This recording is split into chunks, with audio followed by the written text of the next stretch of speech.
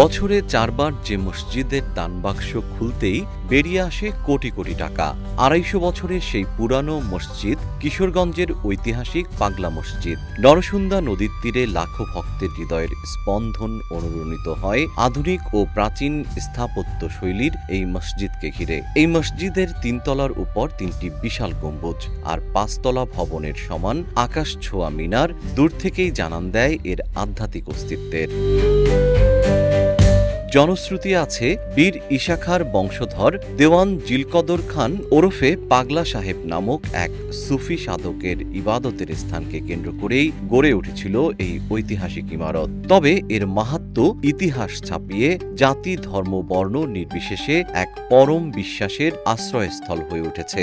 লোকমুখে প্রচলিত আছে, এখানে মানত করে দুহাত তুলে মোনাজাত করলে আল্লাহ সমস্ত দোয়া কবুল করেন। এই বিশ্বাস থেকেই প্রতি শুক্রবার এখানে হাজারো মানুষের ঢল নামে। আমি গাজীপুর থেকে আইছি, পাগলা মসজিদ নাম শুনে এখানে বলে আসলে সবার মনের আশা পূর্ণ হয়। আমি আমার মনের আশা পূর্ণ করতে জন্য আমি নামাজ পড়লাম। পাগলা মসজিদে মানুষ যে নিয়তে আসে, নিয়ত ইনশাআল্লাহ কবুল হয়। এই জন্য অনেক দূর থেকে আসা।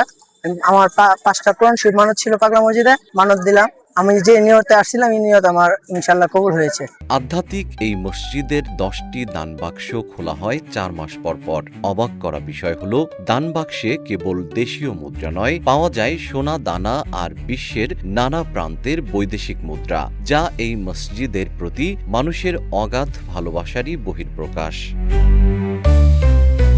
দানকৃত এসব অর্থ ব্যয় হয় আর্তমানবতার সেবায়, অসহায় দুরারোগ্য ব্যাধিতে আক্রান্তদের চিকিৎসায় এবং হাফিজিয়া মাদ্রাসার কল্যাণে। খতিব মাওলানা আশরাফ আলীর স্মৃতিচারণে ফুটে ওঠে কিভাবে একসময়ের জলাশয় ঘেরা ছোট মসজিদটি আজ কোটি কোটি টাকার দানে মুখরিত আধ্যাত্মিক কেন্দ্রে পরিণত হয়েছে।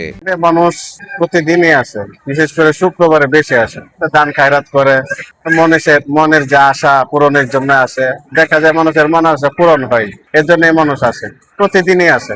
এইটা দান করে ছাগল মুরগ যা আছে, যার মন চাই সেটাই দান করে। জানা গেছে 115 কোটি টাকা ব্যয়ে এখানে নির্মিত হতে যাচ্ছে আন্তর্জাতিক মানের দৃষ্টিনন্দন ইসলামিক কমপ্লেক্স, যেখানে একসঙ্গে 50,000 মুসল্লি নামাজ আদায় করতে পারবেন।